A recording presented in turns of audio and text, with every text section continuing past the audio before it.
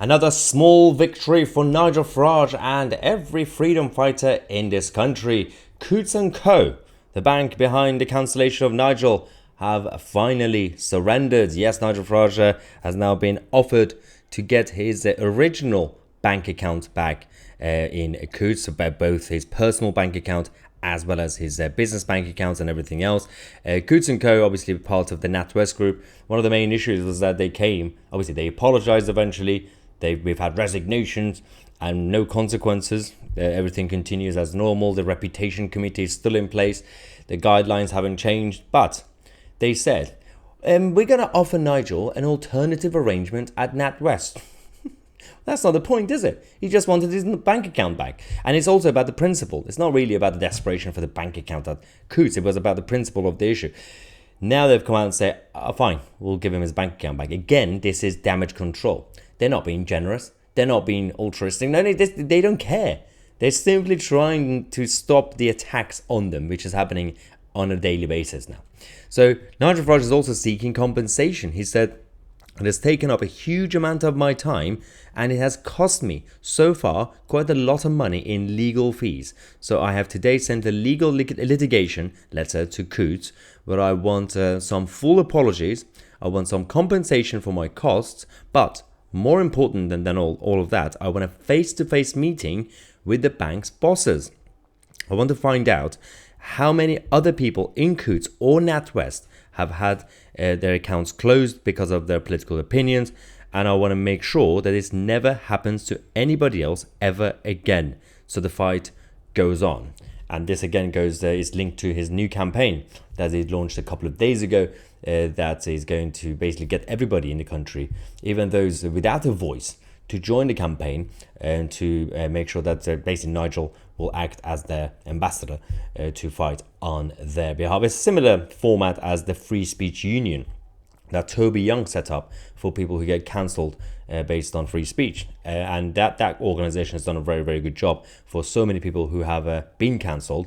So Nigel wants to do the same thing when it comes to the debanking scandal. But there's also another issue for Nigel Farage, and he's talking about the chairman of the banks, because we've had the CEOs resigning, we've had all the people apologizing, we've had the BBC apologizing, but one of the main issues remain. The chairman of the bank, who's also a little bit politically biased and has had an interesting past, is not really communicating. He's not resigning. He's not going anywhere. He's not apologizing. Let's go to Nigel. This chaired by Sir Howard Davis, who said, I'm not going, I'm going to stay in position. Well, I think he was wrong to have backed Alison Rose. And remember, this guy was the boss of the FCA, the regulator, the predecessor to the current FCA. How somebody who ran regulation of financial services could think it right initially to back someone who'd broken plenty of the rules, including the most fundamental rule of banking, which is client confidentiality, is quite beyond me. He then said that she'd been a great leader, which means, of course, that she gets her payoff.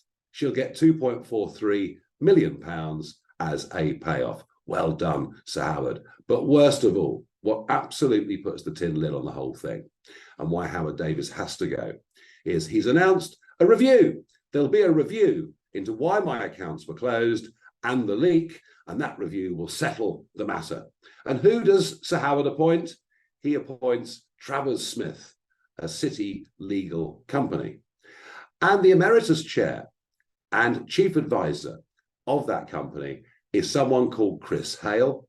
And Chris Hale, during the referendum campaign, said that the Brexit campaign was racist, xenophobic, and nostalgic. Yes, that's what he said. Almost exactly the same words that were used about me in the document that Coutts had compiled on me. There is no way on earth these people can be allowed to conduct this review, given their position on Brexit and Brexiteers is previously stated. It's even worse than the usual whitewash we expect from big global financial institutions. But I'm sure Sir Howard is very smug this morning because he's appointed one of his mates and thinks he's going to get away with it. Well, he can't be allowed to get away with it. We need, and I've said this 3 or 4 times already, we need to get to the absolute truth of what happened. That subject access request I got back, I think was a very limited amount of information. Rumours have reached my ears that within the bank there was much worse on me than that. So look, so far so good in some ways for the government. The city minister saying that people should not be debanked because of their perfectly legal political views. But the biggest shareholder in this group is still us, the taxpayer. We own 39% of it. The government holds it in trust for us. And I think that Sir Howard Davis absolutely has to go. He's leaving in May of next year. Anyway, let's find a successor, PDQ, and see if we can't get NatWest back on track. I'm hoping and praying that this was the week that woke corporatism. I'm hoping the tide has turned on it this very week. And I'll be announcing later a website where people who've been debanked from whatever institution can log on with us so that we can form a really powerful pressure group.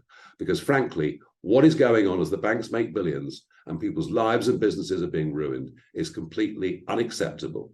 And right at the top of the tree is Sir Howard Davis. He has to go. Well, there we have it, ladies and gentlemen. When Nigel Farage gets behind a campaign or a pressure group, you can be reassured that it's going to work. The fight back is just beginning. This is only the beginning of, obviously, the tide is turning. We know that. Not just on this issue. On net zero, we're going to be talking about net zero later on the channel today. But everything is, the backlash has started. And let's not completely be complacent and celebrate thinking we've defeated the establishment. But we have people power. We just need to find the right ways to use it. And we are finding it slowly. Again, depending on the issue that we're fighting. We've got the banking scandals going on. We've got net zero. We've got the digital currencies. We've got so much in the pipeline.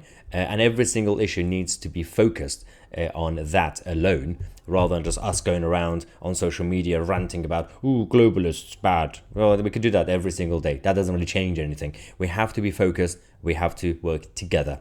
Let me know your thoughts on Mahyar, Tousi, and We Are The Media.